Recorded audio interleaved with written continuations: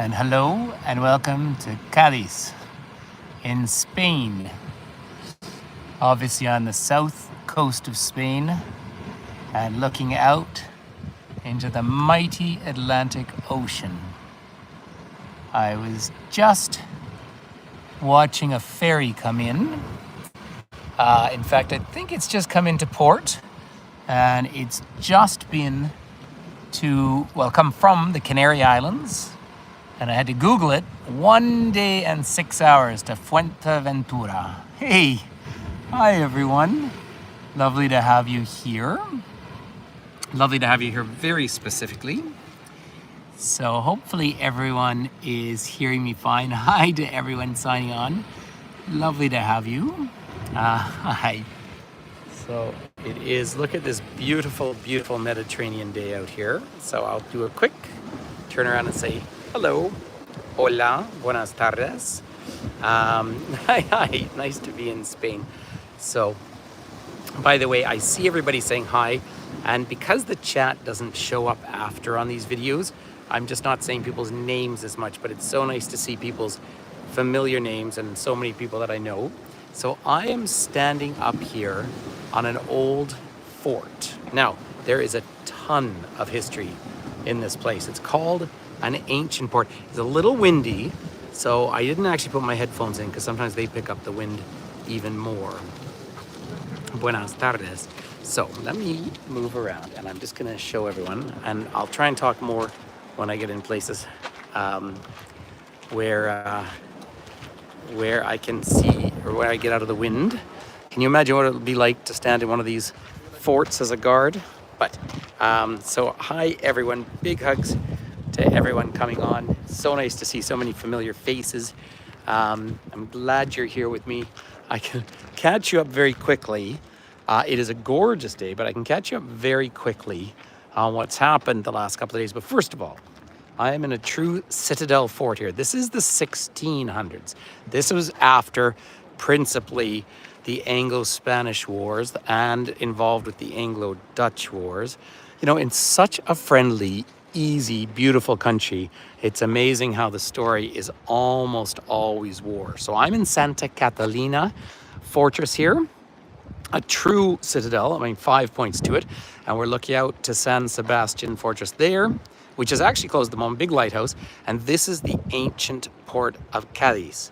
Now have a look at this rock, right? Now it's great fun, and also on this particular tour, I have a gentleman who's a geologist from Alaska. So we've had great fun talking about all this. These are the same forts that you would have seen with me, or the same construction if you'd been down in Panama with me. Why the Dutch? Good question. And that is basically not, well, it's kind of like coral reef, but it's compressed shells from the coast. And it's light and easy to work with, and it absorbs cannonballs. So remember that Habsburg, and this was the time of Philip II here, so Habsburg Spain also ruled by marriage over the Netherlands, right? And there were the continuous wars between England, and I mustn't say Britain because Scotland was still a separate country, separate kingdom at that time. So there were continuous wars that basically tied into the fact that, of course, 1492, Columbus travels over, and by the time they start extracting massive wealth from the Americas, they come back and they sail into here, into Cadiz. Right? This was the main ancient port. But if you let me just back up a little bit, this port goes back to like 1100 BC. The Phoenicians were here, you know, sort of proto-Greek empire. I mean, that's how ancient this place is. And then other Greeks move in, and then of course the Romans come here, and Caesar himself dedicates this place as a Roman city, and they start to fortify it. But why it is so strategically important is we're on the Atlantic Ocean. We're not in the Mediterranean here. That means we are west of Gibraltar, where I was yesterday. So we're west of Gibraltar. And so if you go out here, if I look straight out this way, you're not even, I have to kind of look back to look to where Morocco is and where Africa is. If we head out this way, you're going to see more land in the distance. That is still Spain, but you're not terribly far from getting over to Portugal, right? That kind of puts where we are in the world. Now, the reason I'm giving you a tour in Cadiz today, and it's actually worked out pretty well. But yesterday we had a long day. We had been in Seville, went down, spent the day in Gibraltar. Excellent tour. And of course, Gibraltar is weird but fascinating. So I'm going to get out of the wind. It's just so noisy around here. And then we're coming back, and I'm staying at just a gorgeous hotel. I mean, really spectacular hotel out in the water, lovely stuff. And as soon as I get my room and I was going to go and run down to the beach and go for a swim and get some exercise, I get an email saying our ferry to Morocco is canceled. So I was meant to go to Morocco today with the group, and we were starting super early. We were having a 6:20 pickup in the morning, and we were going down, taking a 9 o'clock ferry over, having a tour in Tangier, coming back, and we wouldn't have gone back till about 6 p.m. at night. Well, by the way, I'm going to say out loud on my YouTube channel, please don't ever book through direct ferries, because that's how I broke. Well, DFS was the high-speed ferry that I wanted to book on. Their site kept crashing when I booked all this. It took me hours. And then direct ferry says, come to our live chat. It took me nearly 2 hours to get someone on a live chat. And by then I had already called the ferry company. They said, yeah, morning ferries are canceled. So I had to cancel the day. Now, it gets even a little more complicated, and try not to be a little whiny about this. The hotel staff, 10 out of 10, 20 out of 10. So they helped me. I had ordered breakfast boxes for everyone, so they cancel that and just say, no, come up for their gorgeous breakfast. Then they get me the name of a local guide who I call, and he says to me, yep, I can be free in the morning. I'm like, great. I'm going to book you for a tour, and I'll just, pay cash, pay whatever I need to pay. And so he was coming to me at 10 o'clock this morning. 10 minutes to 10, writes to me and said, I've hurt my back, I can't come. So, so I took my group out for a 2.5 hour walking tour. And I mean, I know a lot of this history, but it's not a city that I really know. So it's been really fun. The group have been just wonderful, and we've had a wonderful time. So we did a whole walk to the central market and went in and found, which was only rediscovered in 1980, a Roman amphitheater. So it's actually worked out to be a nice day. Fortunately, I really don't get stressed about these things, but I mean, it's what I do. But it's I was looking forward to the day trip, because I've never taken that ferry across, and now I don't know when I will. So that's what's happened. But it does mean that I've ended up learning so much more about Cadiz, and been able to share it. And we've already walked, I don't know, 12,000 steps a day. So so the group has just been wonderful. Anyway, I'm going to take the money as long as direct ferries refunds me, well, one way or another. So I've booked us a really nice dinner for tomorrow night. But I mean, the tour over in Tangier is gone, so is what it is. So let's come back to this interesting place. Now, Cadiz, here is lovely beachfront through here. So after the Romans come here and take over, as the Romans tend to do, the Romans take over from here. And then the next step, of course, is the Romans are eventually called back to Rome. As we know, remember Emperor Constantine was crowned up in York in England. He goes down, sort of moves Rome over to Constantinople, and then they call back all those legions in the early 400s. Well, then these places, of course, descend into small feudal states at that point, which is a very natural process. And that carries on for several centuries. And that's why you find like an amphitheater buried under 4.47 meters of earth. So we stand on a big hole, and people say, well, how do these things get lost? Well, they got lost during those few centuries. But then what's the next step in Spain? So Spain becomes a very, very feudal Catholic, Christian. I mean, there wasn't a great schism sort of stuff. I don't know how much that echoed through here, but very Catholic, feudal environment. Well, thanks, Justina. So it descends down in 711. Then the Muslim Moors start to come in to the south of Spain and start moving up through Spain.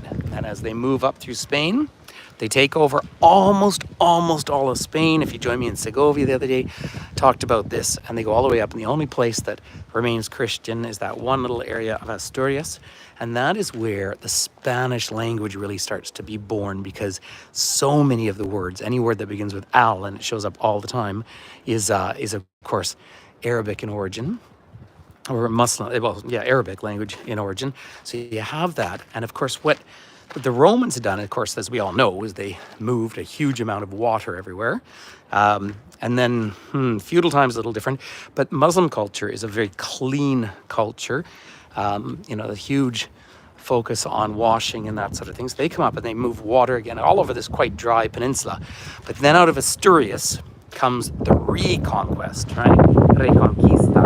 And the Reconquest gets down to here, and this city was taken over in 1262 by the Spanish Catholic regime. Now, that's pretty much their big control down to the coast.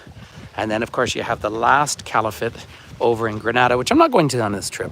By the way, just before we walk out of Santa Catalina here, this old fortress, for a place that was dedicated to war for centuries, it's now a cultural center. And I'm gonna just try, if I lose connection, I'll come outside. But there's an art exhibit over here, local artist, and it's really meaningful. Again, I wanna say a big hi to everyone, and we can all have a chat on the Facebook page. I've realized that after I've done one of these YouTube lives, the chat goes away. So I'm just not saying people's names, but I really see so many people that I know, and I am thrilled to see you here and love the support. So, but as we come in here, this painter, so this is now, from being a military fort, it's now a cultural center, but he starts to catch, you see these paintings from 2020 and 2021 when people were in lockdown, right? So here's, life during the pandemic. Remember, they had a really big lockdown here in Spain. Spain has arguably, maybe, the best, thank you very much for the support. Well, I will say, Sarah, thank you for that. So they have an excellent healthcare system, but after, of course, COVID came in and just slammed into, in Italy, then Spain went into a real immediate lockdown, and they did have some terrible times. And so many of these paintings here really capture what day-to-day life was during that lockdown period. And I think that is, it was really meaningful. And one of the people on my tour sort of took that in. So I just thought it was sort of still life art at the beginning, but actually, life when you're stuck in an apartment. Isn't it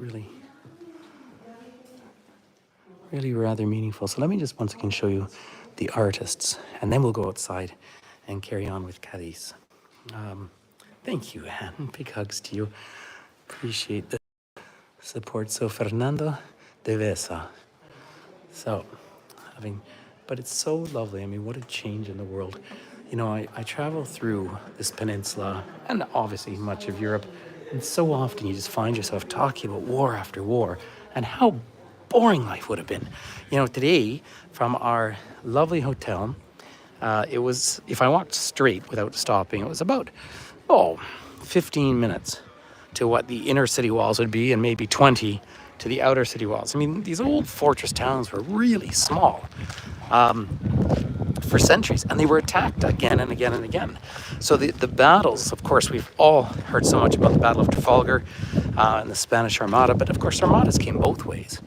It's interesting in here, two things have been free, but this says during the regime, the Franco regime here, this was actually a military prison. So interesting, and look at these gorgeous, gorgeous doors out here. You see that in these grand old buildings. When I have my group is a small custom group, right? There's 17 of us, and people with all sorts of different educational backgrounds, but I do have a geologist from Alaska on here, and so that's been really fun talking about the rock formations. But he asked me an excellent question today. He said, when you talked about sacking these towns, when we hear this, we hear these stories of how these towns are sacked again and again. There's the old moat, by the way. We talk about moats if you like. How did they sack them when they're all stone? But it's because what we just saw, the roofs were supported by wood. And so if the roofs are supported by wood, that's what they would burn.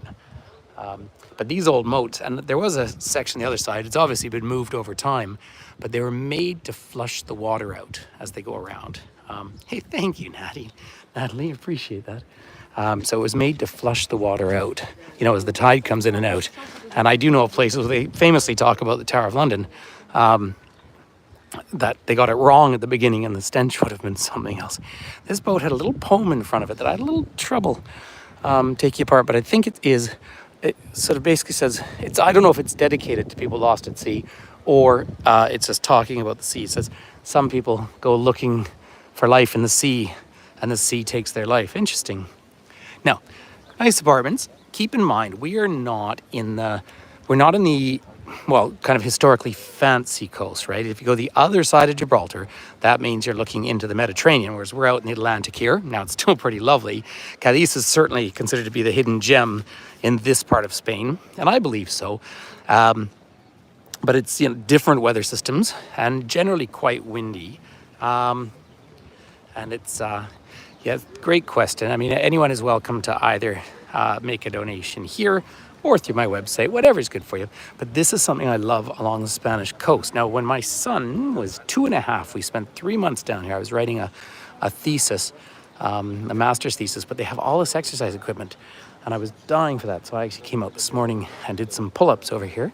So that was nice to have, because I have to admit, ladies and gentlemen, I always feel just a little puffy here because I eat a lot of salted, cured meats and the good wine. So it's I just always feel like when I'm in Spain for, I guess I'll be 2 weeks altogether, I always feel like I just don't feel as fit as I like to feel.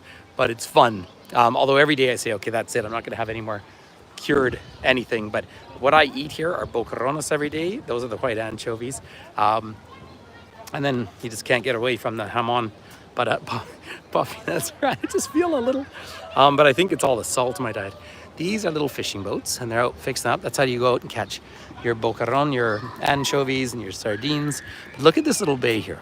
Now, I know there's lots of other ports around, but when we look, and if you go back and watch the video that I did of the reconstruction of Magellan's ship from Seville, you see how small, even though the Spanish galleons were meant to be the biggest, how small they really were in a broader context. And so a port like this, you're not going to bring a great big modern ship into here, but of course in the old days you had to come and protect, and they'd be chased down. And so when the English and rebel Dutch attacked here in 1593, might be off by a year, when they attacked here, many of the people fighting with them were privateers. Now, what was a privateer? Privateer is, of course, a legal pirate. Oh, you know what? I want to go around the water, but I need to bring everybody over here for a minute because I got a little bit more history that I just have to show. An important statue. It's the I think I just taken so much salt. So, I haven't eaten very much. Oh, I shouldn't say that. Breakfast was fabulous at the hotel. Breakfast in Spain, and if you're vegetarian, they're easy too. And what I do have every day is that toast with the tomato puree and the olive oil. Just lovely. So, just if you see the distance here, the big glass building, that's the hotel that we're staying in. And it calls itself 4-star. In my mind, it should be a 5-star. I don't know why it was rated 4. But lovely pools outside. And like I say, when I suddenly got this bad news about the ferry being cancelled yesterday, the staff could not have been more helpful. As opposed to the local guide who said, yeah, no problem, I'll be there. And then 10 minutes before says I can't. But, oh well, you know what, maybe he did have a fall. But have a look out here. That statue, can anyone recognize that statue at first? It says Venezuela on the side of it, but that is, of course, Simón Bolivar. And Simón Bolivar, the Tito de Verano, sí, absolutamente. But the great liberator of South America, of course. So the Bolivarian republics.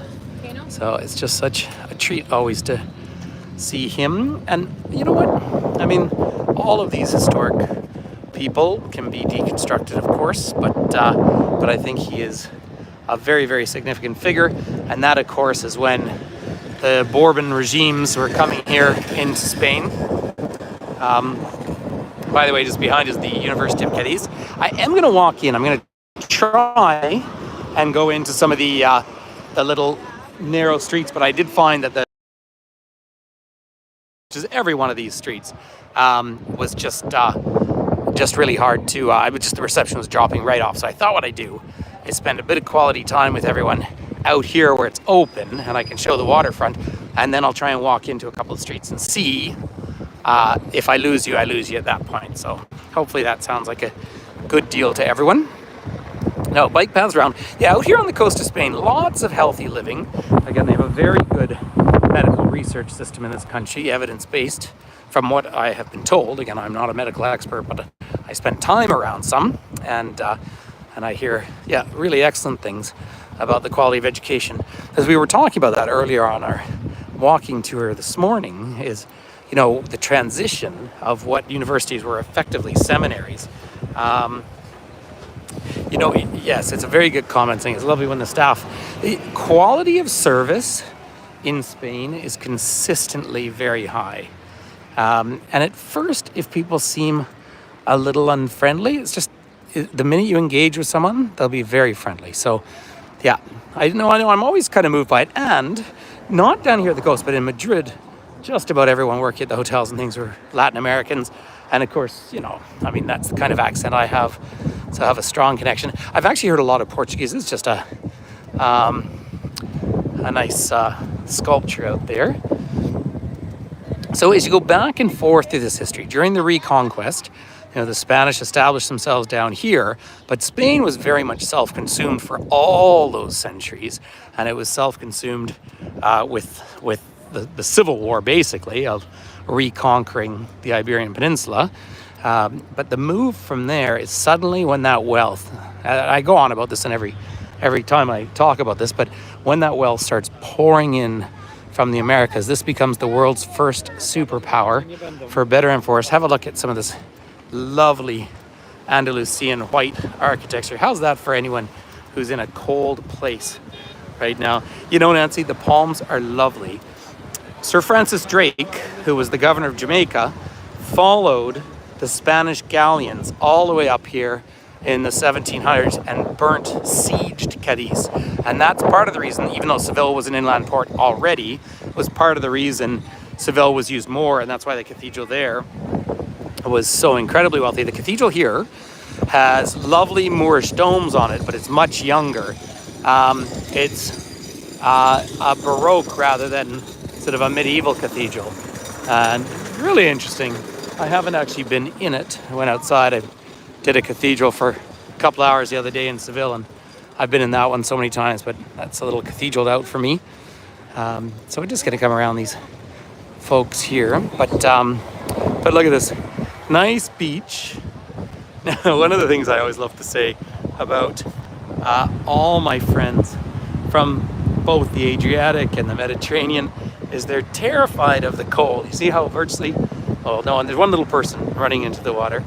Whereas last night my plan was to come straight down here and swim. But then again, I spent a few hours just dealing with our day being canceled. But hey, that's what happens from time to time. So make your way along past this pavilion.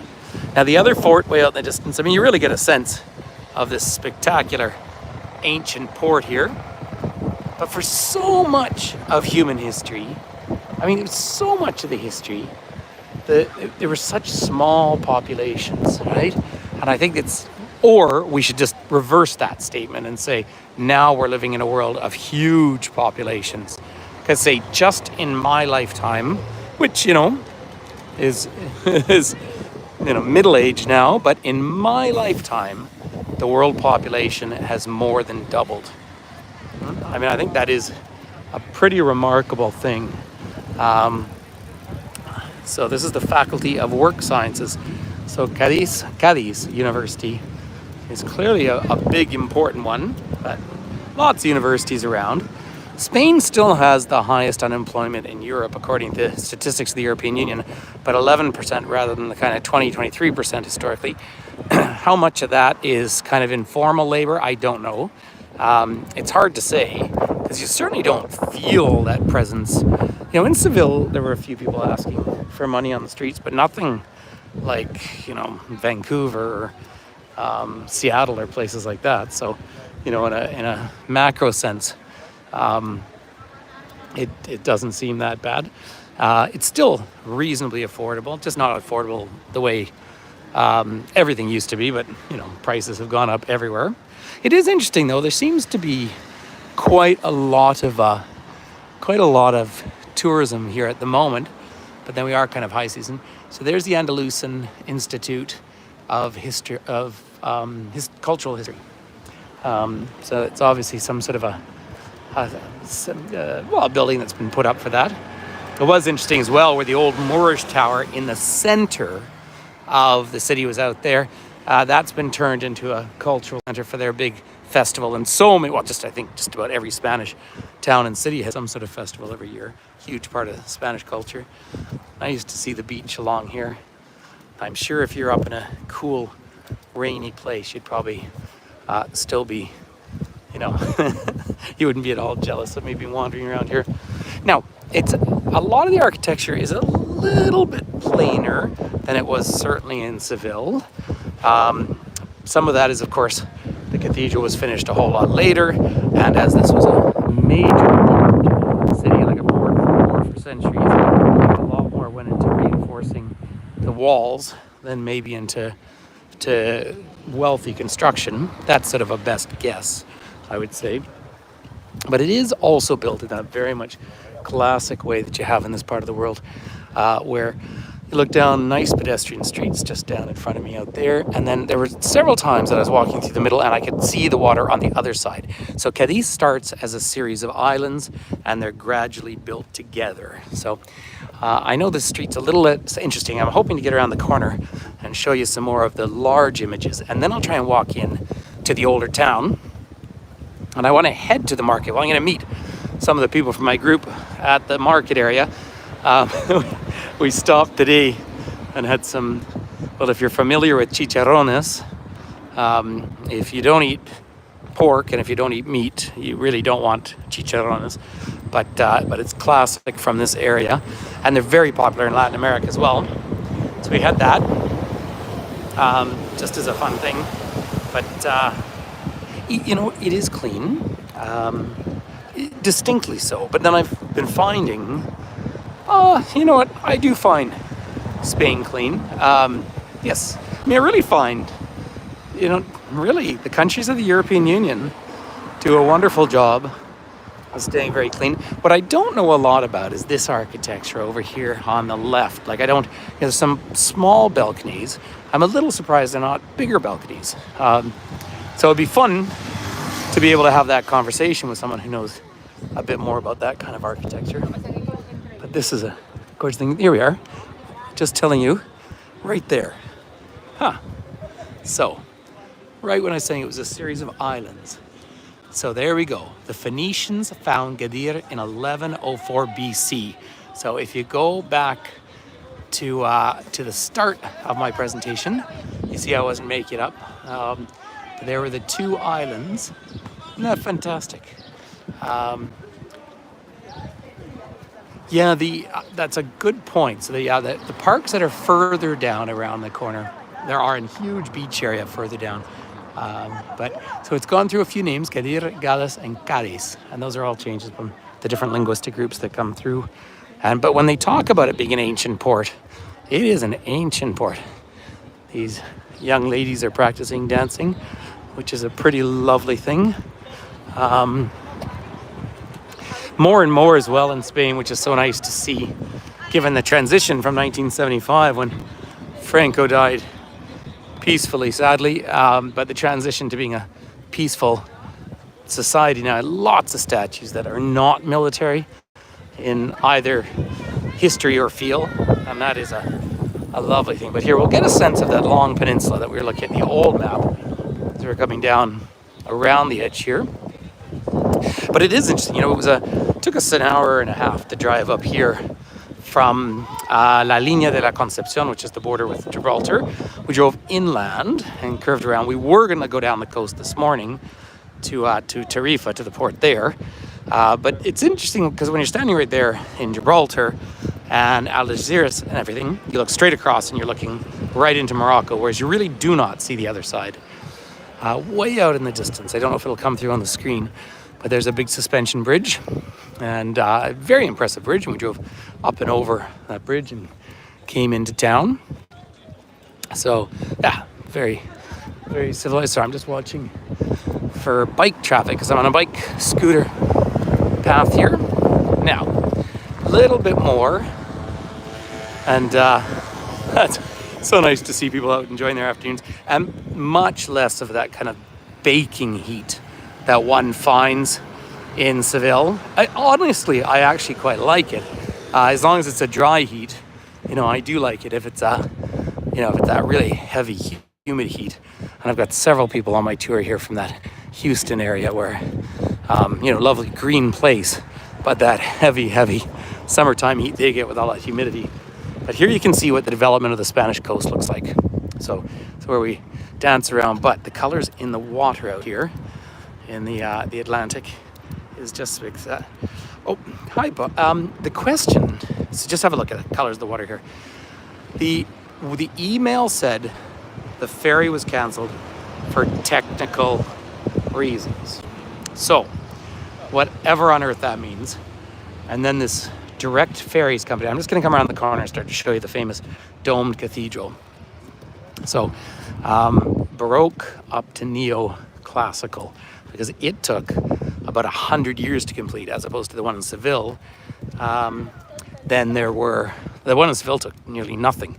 The fewer tourists here than Seville for sure, but I say Cadiz is considered one of the kind of hidden gems, and also because we wanted to do both Gibraltar and Morocco on this trip, it was the nice place to stay, because the other cities, and not to say anything negative about them, but they're big working ports, whereas Cadiz has a lot to see and do, and gorgeous hotel. So there was a 7 a.m. ferry, but that would have meant us leaving at 5, and then the 9 was canceled. I eventually called the ferry company directly and just said, are you serious? Because I wasn't sure about this direct ferries company, which I didn't realize was a UK company.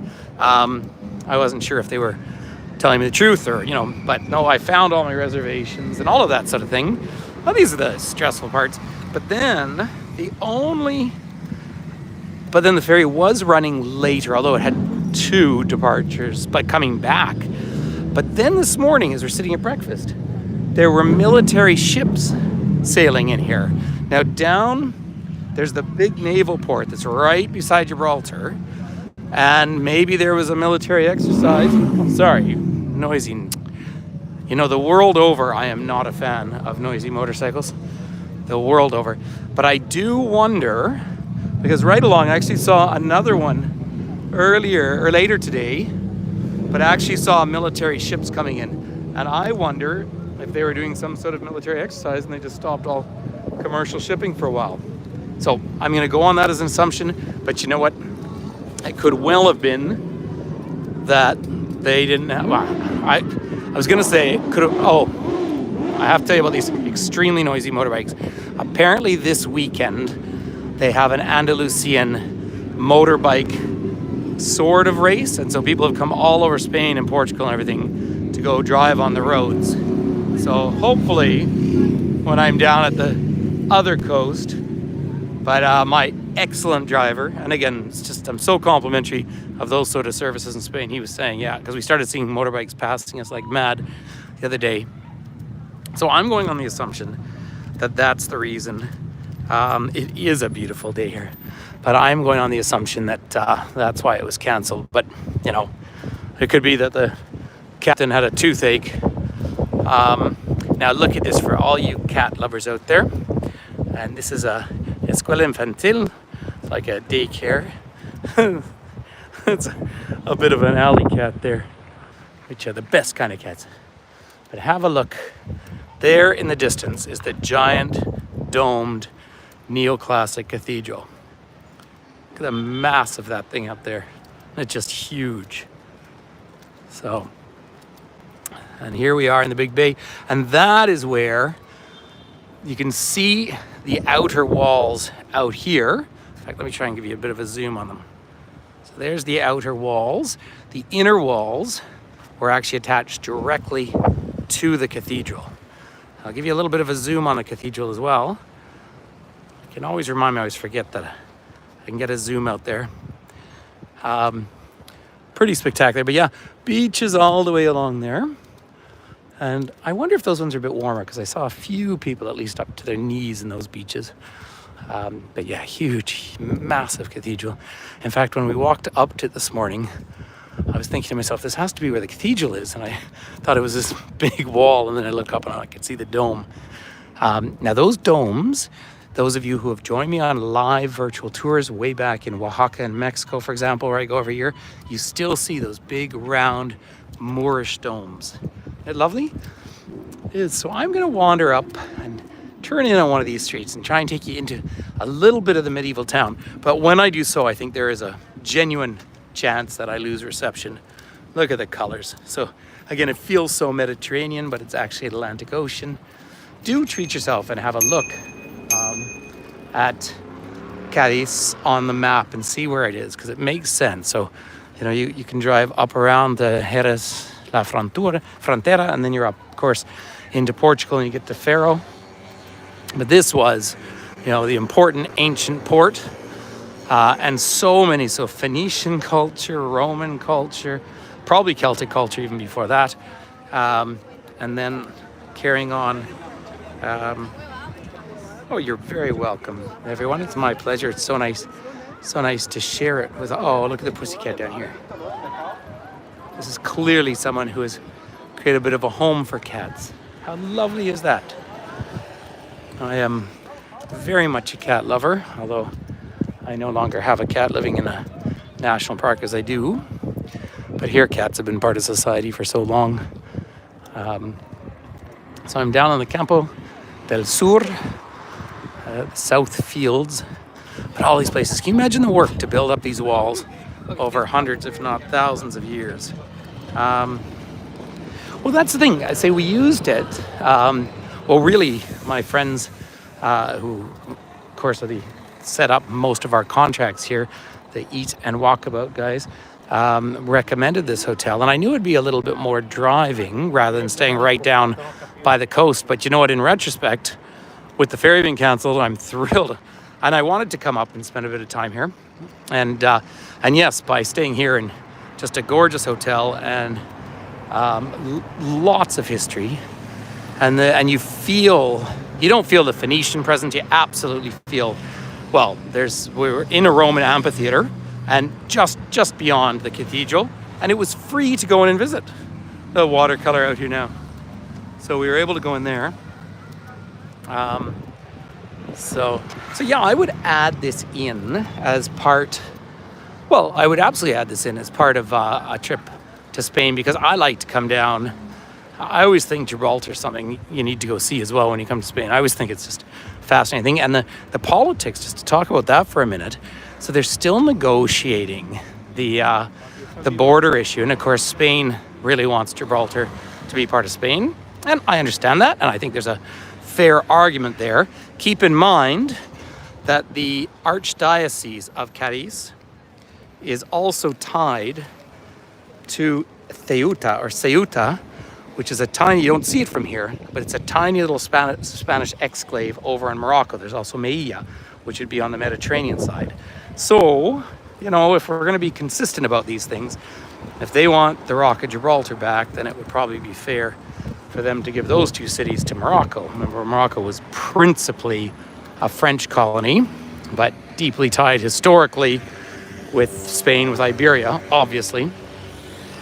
So, I mean, those are longer conversations to have, but I just love the fact that those old military forts that we were just looking at are now cultural centers. That's what I like best. Do you know what I'm going to try and do? There's no point in me going straight up to the cathedral, and I mean that because if I do, we're just too close to see it. It's just too big. And the amphitheater, even though you can go in for free, I lost total reception there. So these are all the things I'm learning. So down here is where you get to the central market. So I'm going to try and walk down this medieval street here. And if we hang on together, we'll end up at the market together. And if it cuts out, I want to thank you very warmly for coming and hanging out with me today. Thank you for, what am I meant to say always? The likes, the subscribes, and sharing these videos, because that helps to grow the following. And say I'm only 2 or 3 million followers away from being sustainable on these things. Well, you know, never understand why Gibraltar's not part of Spain. Well, I mean, it was of course Moorish Arabic for years, and then it was Spanish. but it was all about these continuous fights back and forth, and it was in the 1700s that it became English. I don't know, it would have been British by then, actually. I was after the Act of Union with Scotland. I do try and catch myself more and say, the English Empire at the points you talk about these wars in the 1500s, because Scotland, of course, was in a different relationship with France and so forth. But nice to see these balconies. It's not nearly as bad as places like Florence and Italy for the noise coming down these streets, but the little scooters, on the cobblestones do certainly make their noise. But let's just come down to the market.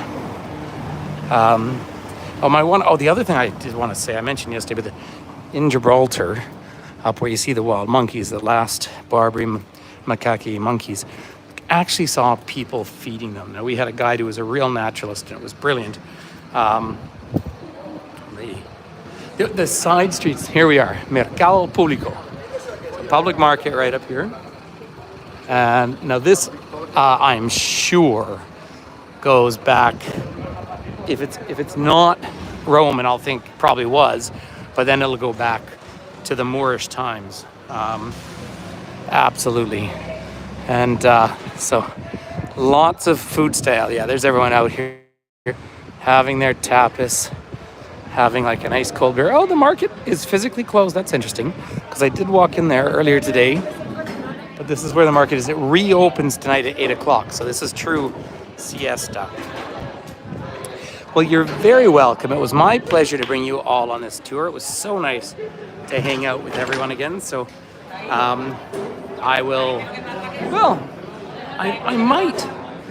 might have to sit down and have, because I haven't had my boquerones yet today, my anchovies, and I have to eat them every day when I'm in Spain. It's just my own personal law. So I have to do that. And then I'm going to meet up with my group because, they're lovely people. And they were just, I do want to say from the heart as well. Like, for some people, I think the highlight would be the day trip over. I think they want to do everything. But how nice and kind they were. They knew that I was doing my best, but also that things cancel, and that's a bummer that happens. So it's so nice to travel with people like that. So when you come on a tour with me, keep in mind we're all kind of in it together, and we make the best of it and end up having absolute highlights like hanging out at this market in the fort. So thank you for your support, everyone, and your friendship. Peace and love, y hasta luego, hasta pronto, nos vemos, ciao.